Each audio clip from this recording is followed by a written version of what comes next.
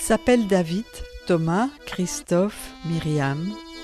Ces jeunes de l'enseignement secondaire spécialisé, issus des formes 2 et 3, après leur parcours scolaire, que deviennent-ils? Pour répondre à leurs souhaits d'intégration sociale et professionnelle, pour ne pas les abandonner, le projet Transition Insertion financé par le Fonds social européen s'est donné pour objectif de les accompagner.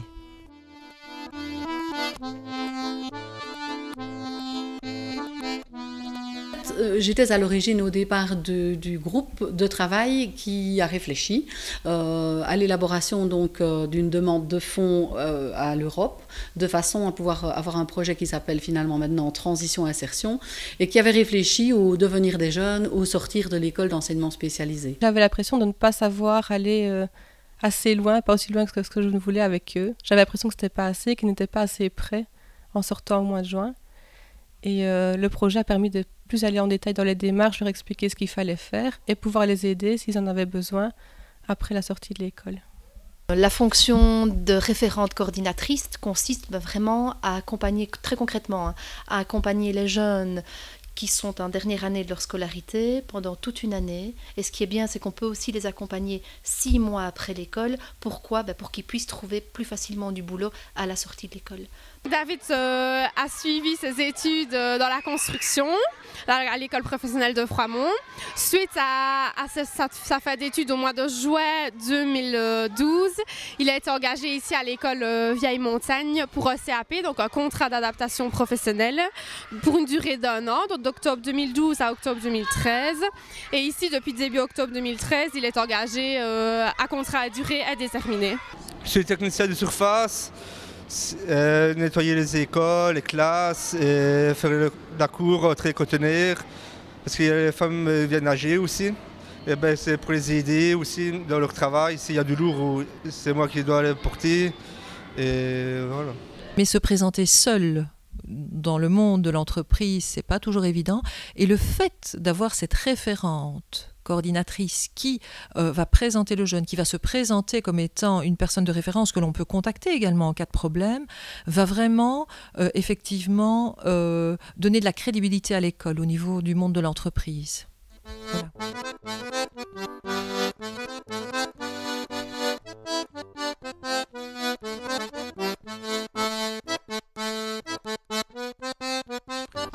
Sébastien a rejoint l'entreprise. En fin de compte, c'est quelqu'un qui a fait la forme 2. Et donc, il a demandé à ce que, par l'intermédiaire de son assistante sociale de l'établissement, à ce qu'il y ait un CAP, donc un contrat d'apprentissage professionnel.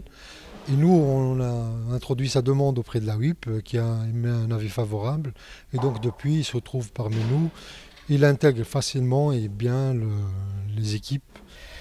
J'ai effectivement rencontré à maintes reprises Sébastien en individuel et dans les cours à l'école. Nous avons relevé avec la collaboration de ses professeurs ses points forts et ses points faibles. Ouais, je montre beaucoup ma volonté ici. J'essaye de faire à mieux, essayer de montrer comme je peux le faire. On m'a beaucoup poussé, je n'y ai travaillé et je montre mon courage. Sincèrement, s'il y avait possibilité pour pouvoir l'engager, on l'aurait fait, mais malheureusement, on a atteint nos quotas. On n'a pas d'autre possibilité, sauf de le faire en fonds propres. Malheureusement, nous, pour le moment, on n'a pas suffisamment de budget que pour le faire, quoi. Nous avons comme projet de motiver les jeunes à trouver des jobs d'étudiants, pour qu'ils trouvent vraiment l'impératif de la valeur du travail qui est parfois absente chez eux. Et pour ce faire, nous allons travailler en collaboration avec la Maison des Jeunes Cool Zone ici à Anu, qui sont preneurs aussi de ce projet-là. Je pense le faire d'une façon individuelle avec les jeunes pour qu'ils inscrivent ça dans leur projet de vie et qu'ils accèdent plus facilement à cette transition entre l'école et le chemin du travail. Le Forum intervient dans ce cadre-ci, dans le projet Transition Insertion, parce que dans le cadre du Forum, il y a une convention qui est signée entre la région wallonne la WIP et le Forum, et dont le public cible de cette convention sont les personnes porteuses d'un handicap, que ce soit dans le secteur de l'insertion et de la formation. Dans ce cadre-là, il y a une mission principale, je dirais, qui est définie dans le cadre de cette convention, qui est de sensibiliser et d'informer ce public de manière plus précise sur l'emploi et la formation. Et dans ce cadre-là, sur WIWAREM-ANU, on a décidé, entre partenaires, c'est-à-dire dans le cadre de cette convention, la WIP et le Forum, de choisir de sensibiliser les élèves de l'enseignement spécialisé. J'ai fait d'abord des stages au village liégeois.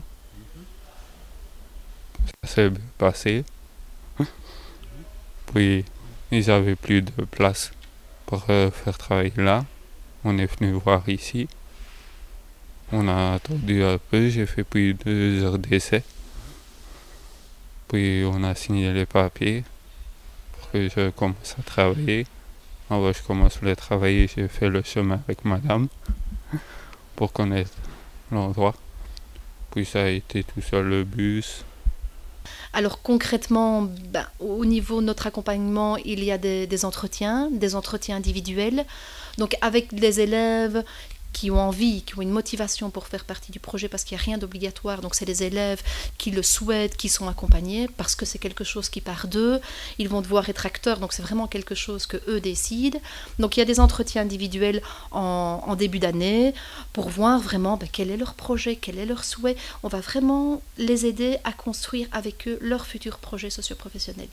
Je pense que ce rôle est un rôle très important, parce que comme je vous le disais, ces jeunes, on les accueille, mais sans vraiment connaître, leur passé, leur environnement, l'environnement familial, mais aussi leurs soucis, leurs craintes, leurs problèmes par rapport à cette entrée dans la vie de travail.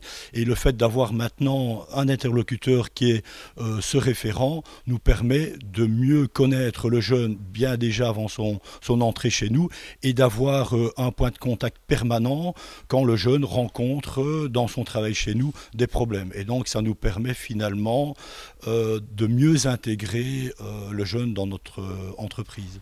Et là, la référente, elle est vraiment, je pense, le lien, les coordinatrices de tout ce qui se met en place. Ça, je crois que... Et c'est vraiment quelque chose qui nous tient à cœur ici, c'est d'utiliser, nous, les ressources que l'on a, parce que ça nous évite aussi de nous épuiser, nous, de respecter la règle de l'énergie et d'être vraiment en cohérence, je crois, avec l'objectif même du projet FSE. Et avec cette fonction de référente qui est de faire du lien. C'est grâce à elle que tu as trouvé ce centre de formation? Oui, parce que je ne connaissais pas du tout et elles m'ont proposé. Et comme j'avais un véhicule mais que je ne connais pas bien les routes, il y avait un transport en commun. Donc on pouvait être aidé et j'ai été visiter avec Madame Georges et Madame Honnet. Et on a fait les papiers ensemble et elles ont toujours gardé contact. Et voilà. Tes parents, qu'est-ce qu'ils ont pensé de tout ça, de ce changement? Mes parents sont fiers de moi, fiers de ce que l'école a fait et fiers de ce qu'on est devenu. Ouais. Ça se présente comme un jeu de loi, même si ce sont de jeunes adultes, ils aiment encore bien jouer, donc ça les intéressait pas mal. Et le principe est qu'à chaque lancer dé, les équipes avancent de case en case, et sur certaines cases, il y a des textes qu'ils doivent expliquer. Donc par exemple, ici on a la WIP, ils doivent essayer d'expliquer ce que c'est la WIP. S'ils n'y arrivent pas, on leur explique. Et également, on explique ce que la WIP peut faire pour eux et pourquoi il est intéressant de s'y inscrire.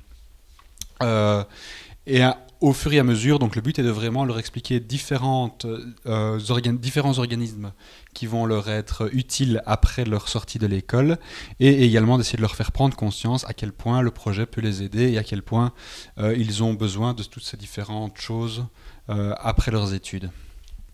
C'est une ligne de temps que nous avons construite avec les élèves pour présenter le projet. Il y a toute une série d'activités qu'on réalise avec les jeunes tout au long de l'année. Donc, par exemple, au début de l'année, nous allons visiter le salon de l'emploi lors de la semaine de l'emploi à Liège.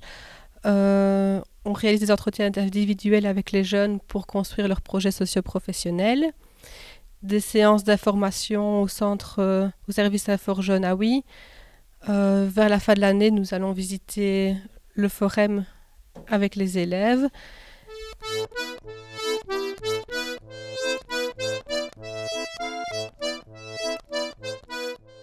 Dans le cadre de cet accompagnement, Les référents coordinateurs organisent des séances d'information collective sur des thématiques telles que l'entretien d'embauche, la rédaction d'un CV, l'information sur la sécurité sociale, sur le genre, sur le savoir et les relations humaines.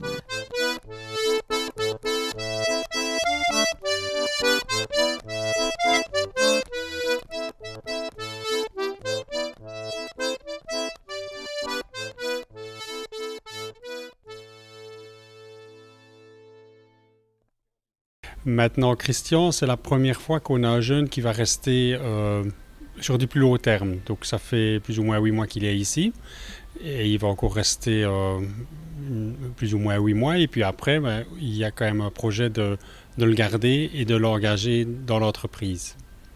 Pour Christian, en général, ça s'est très bien passé, mais c'était un accompagnement assez lent parce que Christian, il est renseigné dans le projet depuis janvier 2012. Et suite à ces problèmes de la santé, il y avait un peu de retard dans ces stages et dans le temps. Et là, j'ai commencé à faire de l'horticulture et ça allait super bien. Et je commençais à évoluer en horticulture, j'ai fait des stages à la commune, chez Guylain de Gueule, partout. Et ça a été super bien. Et maintenant je suis chez les maires, tout va bien, j'aime bien travailler, j'aime bien l'ambiance et tout. Et ça c'est bien. Et quel était le rôle de ta référente coordinatrice pour Aréglise? Son rôle, c'était de m'aider à trouver un travail. Quand j'avais des soucis avec des profs, elle était là pour m'aider. Des soucis avec les patrons, tout, je téléphonais à ma coordinatrice référente. Elle m'aidait à donner des conseils, à téléphoner à mes patrons. J'avais des rendez-vous à l'hôpital, elle était là pour moi et tout. Elle a toujours été là pour moi. Et j'aimerais bien la remercier pour tout ce qu'elle a fait pour moi. Ça se passe très bien. Maintenant que le projet est bien en place, les jeunes qui ne sont pas encore prêts à rentrer dans le projet, donc ils n'ont pas encore 18 ans, ils viennent souvent me trouver pour demander c'est quand mon tour, quand est-ce que je pourrais rentrer dans le projet, etc. Vous trouvez facilement des entreprises qui acceptent des stagiaires ou...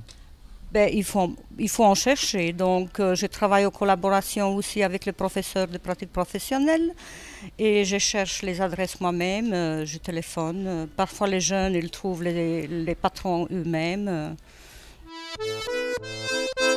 De Verviers, nous partons à l'établissement de travail adapté de Beaurain y retrouver Andy. Mais donc, si je parle d'Andy, Andy avait des difficultés à rester à l'école, il n'avait plus envie de rester à l'école. Donc, je lui ai trouvé un stage avec la collaboration de M. Paulet et Mme Lissoire, ici de l'ETA. Il a pu faire 1 semaine, puis 15 jours. On a évalué son stage qui était très très bon. Andy était demandeur de rester encore en stage. J'en ai parlé avec la direction chez nous, Mme Bogarts, qui était d'accord. Le TA aussi. Donc, il a pu, au lieu de rester 15 jours, il est resté 2 mois en stage. Et puis de là, on a encore collaboré et maintenant il fait un CAP en cellule d'accueil au niveau de l'ETA. Tu aimais bien l'école? Non, pas du tout. Non. Pourquoi? Il y avait des choses que... C'est les cours? Non, rester sur un banc, j'aime pas, j'aime être bouger. C'est tout. Simplement Andy, c'est quelqu'un à canaliser. Une fois qu'il connaît toutes les limites, etc., qu'il peut avoir autour de lui, ça se passe relativement bien. Avec les autres, ça se passe bien, dans le sens où c'est quelqu'un de jovial, c'est quelqu'un qui va essayer d'aider, c'est quelqu'un parfois d'un peu jouette, et donc il est relativement bien intégré par rapport aux autres, parce qu'il est sympathique, il a un naturel jovial, et donc pas de souci par rapport à ça. Je m'entends bien avec Jérôme, Patricia, et puis voilà. Et pour les trajets, ça se passe comment? Avant, je prenais le train, mais maintenant, je prends plus le train. Maintenant, je fais avec une ouvrière, avec Patricia. Je donne un peu de sous pour son essence, puis c'est tout. Et tu comptes passer ton permis un jour? Oui, normalement, ouais, j'ai déjà ma licence. Et il me reste plus que le pratique. Au début qu'ils arrivent, moi je suis en continu avec eux pour déjà leur apporter la méthode de travail que nous avons, mais en fonction du handicap, eux développent parfois la leur. Et donc, on essaye de voir si la manière dont eux ont des possibilités de travailler, voir si ça s'accorde avec ce que le client attend du travail. Alors, quand c'est une adéquation complète, ben évidemment, c'est toujours mieux qu'il adapte ce qui lui convient le mieux par rapport à son handicap que de faire quelque chose que moi je lui inculque avec mes possibilités à moi. On est soumis à différents audits aussi de nos clients et qui sont généralement particulièrement positifs. On a un service qualité qui est à part et donc qui permet de répondre justement à toutes ces normes de clients. J'accompagne les jeunes de l'Institut Mariette de la Haut à Jambes. Donc c'est la première école de la province de Namur qui s'adapte au projet de transition insertion. En fait, je joue beaucoup la confiance avec le jeune. Et puis, suivant ses possibilités ou ses difficultés, on fait des démarches ensemble pour trouver un travail ou une formation, en fait. J'étais à l'école à Mariette de la Haut. Puis après, je ne sais plus. J'ai fait des stages. Et une semaine. Puis 2 mois.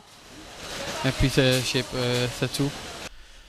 Ça se passe très bien. D'ailleurs, il faut dire que depuis qu'il y a le projet Transition Insertion qui est présent, nous avons un relais, un lien entre les écoles d'enseignement spécialisées et le monde des ETA. Et d'ailleurs, cela se concrétise par des stages qui sont très intéressants et qui permettent aux jeunes, si le stage est concluant, d'aboutir à avoir à la fin un contrat de travail d'ouvrier. Donc c'est très intéressant. Pour le moment, on ne souffre pas trop donc du manque de clients, mais effectivement, c'est pas évident de trouver des clients qui fassent confiance, en tout cas, à un atelier protégé ou une entreprise de travail adaptée, parce qu'ils ont toujours l'ancienne image de l'atelier protégé qui était plus occupationnel ou des personnes fort handicapées. Maintenant, on est quand même une entreprise, on est devenu une entreprise et certains clients l'ont compris, d'autres pas encore. D'autres partenaires gravitent autour du projet Transition Insertion et collaborent étroitement. C'est notamment le cas de la Voile et de l'APEMT 21 à Verviers, où nous avons rencontré Nathalie Libert et Laurence Chevigné. Nous travaillons en effet avec les coordinatrices du projet Transition Insertion pour préparer la sortie de l'école des jeunes qui sont toujours scolarisés dans l'enseignement secondaire spécialisé. Nous collaborons principalement avec 3 écoles ici de la région verviétoise de manière générale, quoi. Et donc il n'y a que Saint-Édouard en effet qui a le projet Transition Insertion. Ça fait des années que nous sommes partenaires avec l'école Saint-Édouard dans le projet d'insertion socio-professionnelle en milieu ordinaire. Et depuis que le projet Transition Insertion a alloué des heures pour des référents coordinatrices, ça libère du temps dans nos projets parce que les élèves qui sont orientés vers nos projets d'insertion ont déjà eu un travail en amont au niveau de l'orientation et au niveau de découverte de lieux de stage. Donc nous, on peut se concentrer davantage sur des recherches de lieux de stage supplémentaires et sur l'accompagnement de terrain.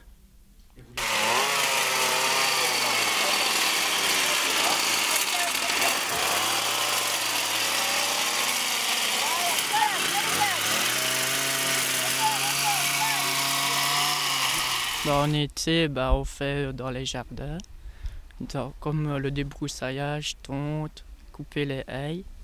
En hiver, on travaille, pour le moment on fait des courses.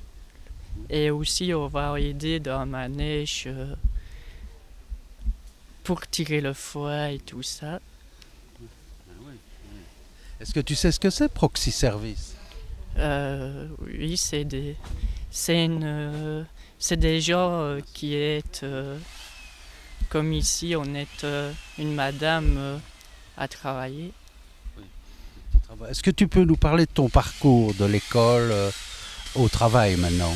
Oui, c'est à cause de Madame Cagnetto qui m'a aidé, qui a trouvé hôte pour s'arranger pour un stage. Oui. D'abord, oui, j'ai fait d'abord un stage quand j'étais toujours à l'école. Et où ça? À Spa. Et après, bah, j'ai signé une convention chez Haute pour travailler. Tu es content de ton travail? Oui, bien sûr. Ça me motive ce travail-là. Et tes parents, comment est-ce qu'ils réagissent, ou ta famille? Bah, mes parents, ils trouvent ça génial, que je travaille quand même avec Haute et tout ça. C'est un rôle utile qu'elle a joué près de toi? Oui, quand même. J'aime bien de l'avoir tout près de moi pour certaines machines et tout ça, et elle me surveille aussi. Oui, elle m'encadre. Oui, elle m'a appris quand même à me servir des machines et tout ça. Et tu gagnes un peu d'argent comme ça? Oui. Oui. Oui, j'ai un projet. Pour le futur, j'ai un projet pour rentrer dans un appartement. Jérôme, c'est justement un bel exemple de la collaboration que nous avons avec le projet Transition Insertion, puisque c'est sur la fin de sa scolarité que le projet a fait appel à nous et que nous avons pu lui proposer différentes activités de journée, des lieux de stage qui correspondent à son projet de vie, et également la collaboration avec le projet La Voile, qui lui alors s'occupe au niveau, qui s'occupe aussi de d'autres aspects type logement, loisirs, sport, administratif, qui englobe un peu plus de choses.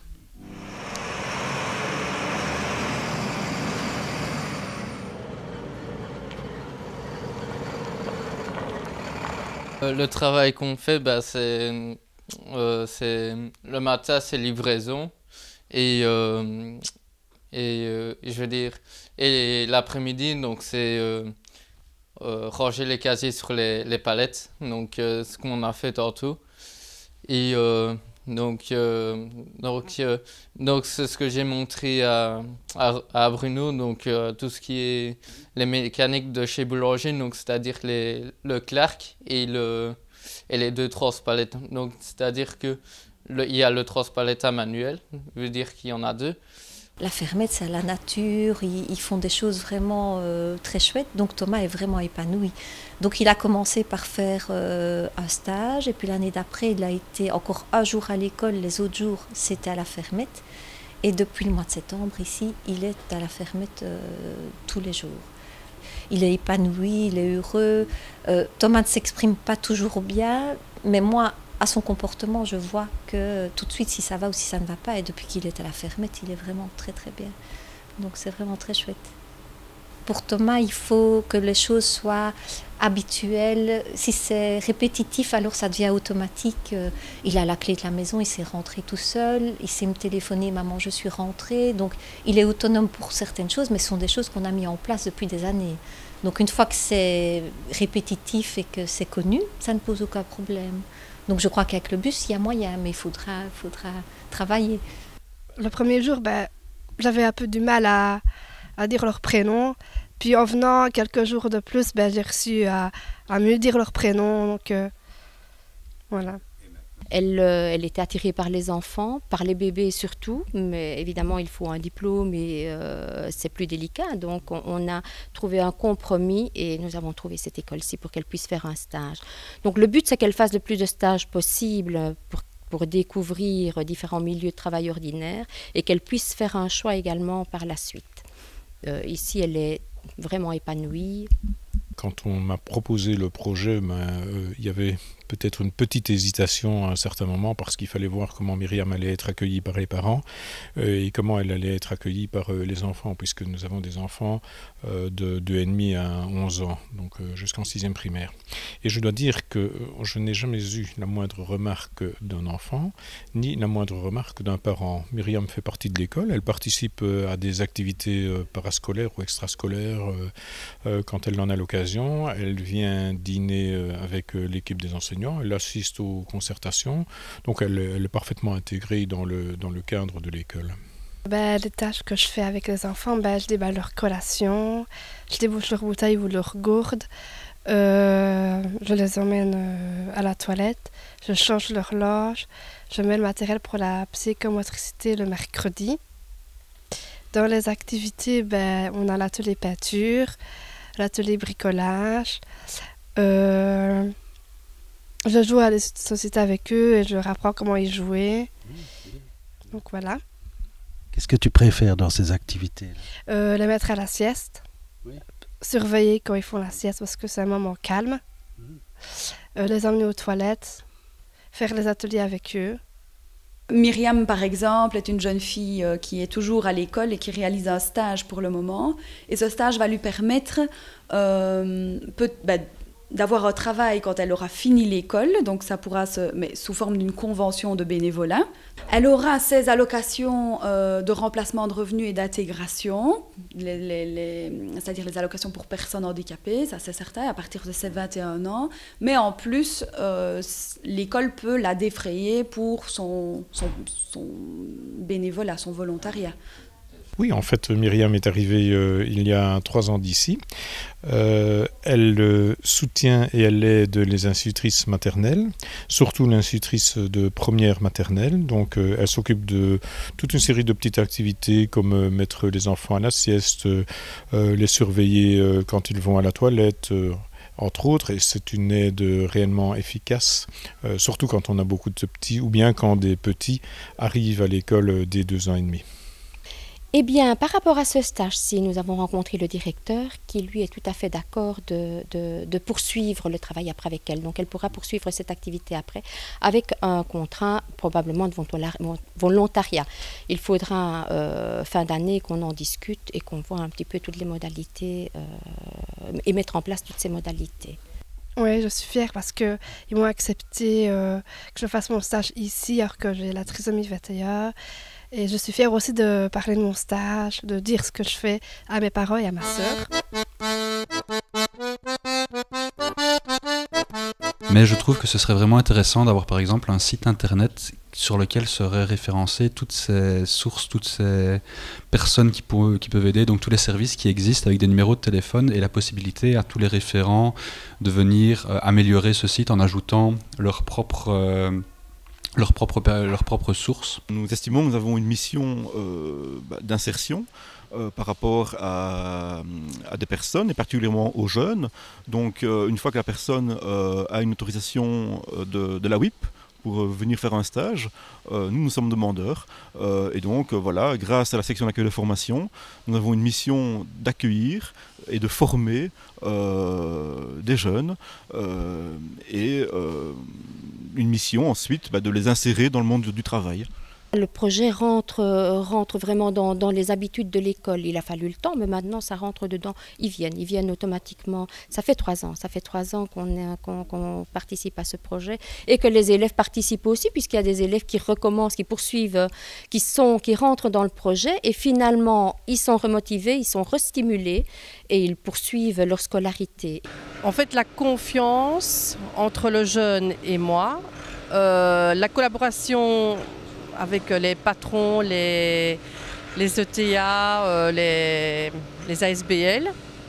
Et alors, la famille. Surtout, je collabore beaucoup avec la famille. Comme ça, si à un moment donné, le jeune décroche au niveau scolaire, la famille est toujours là. Et alors, on collabore ensemble pour soutenir le projet ensemble. Je pense qu'on peut affirmer que plus de 80% des jeunes ont trouvé une insertion sociale ou professionnelle en fonction de leurs aptitudes, parce qu'évidemment, un élève de forme 2 ou un élève de forme 3 n'a pas les mêmes capacités, les mêmes aptitudes, donc on ne peut pas espérer le même avenir professionnel pour ces jeunes-là, mais un minimum d'insertion sociale pour les jeunes avec plus de difficultés et un avenir professionnel. Franchement, nous avons bien 80% des jeunes maintenant dans le projet qui ont trouvé cet avenir-là. Depuis qu'il y a ce projet de transition-insertion, j'en ai discuté avec d'autres personnes en interne avec le Forum, on constate que lors de l'inscription, les jeunes savent où ils atterrissent, ils savent ce qu'est le Forum, ils savent les démarches qu'ils vont devoir faire, ils ont déjà parfois avec une farde qui reprend les documents dont ils ont besoin pour l'inscription, alors que précédemment, ils devaient rentrer chez eux, revenir parfois 2, 3 fois pour s'inscrire. Là, ils ont tous les documents sont préparés à l'école. Donc, ils savent ce qu'ils doivent amener. Ça, c'est vraiment une première chose. Un retour des conseillers référents qui reçoivent également au sein du Forum les jeunes sortant de l'école nous disent on a maintenant des étudiants qui savent s'exprimer oralement sur un projet professionnel. Ils savent nous dire, tiens, moi je vais faire tel métier, je ne sais peut-être pas encore très bien quoi, mais ils sont capables de s'exprimer oralement sur leur propre projet. Et je dirais vraiment quelque chose de marquant au niveau du service social qui m'a été dit, c'est que précédemment, ils venaient s'inscrire au forum, il y avait beaucoup de difficultés, donc on orientait ces jeunes-là vers l'assistante sociale du forum. Maintenant qu'ils sont préparés, l'assistante sociale me disait, je ne les ai plus en rendez-vous chez moi, ou alors quand d'autres difficultés de mise en place de projets d'insertion se présentent, oui, mais les premiers entretiens, ils sont tout à fait capables, soit de le faire en autonomie, soit parfois d'être accompagnés aussi des enseignants du projet. On se bat pour qu'il y ait une continuité, puisque ce projet a vécu une première période. Les projets, il est financé par le Fonds social européen, sans quoi il n'aurait pas vu le jour. Donc ces subsides nous permettent d'apporter des heures et d'engager du personnel, en l'occurrence les référentes coordinatrices, et avoir également un petit peu d'argent pour payer les frais de déplacement et les frais de fonctionnement.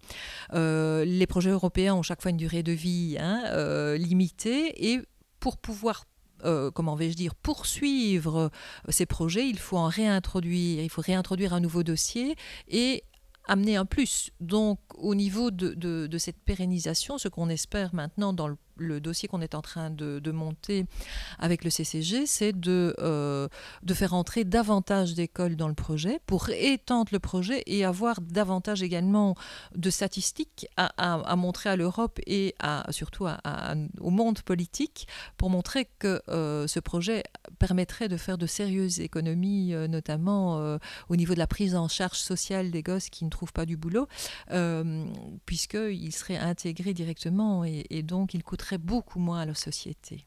Merci aux institutrices maternelles, merci à monsieur le directeur et aussi merci à madame Canueto et Laval pour qu'ils me suivent mon stage. Donc voilà, c'est tout.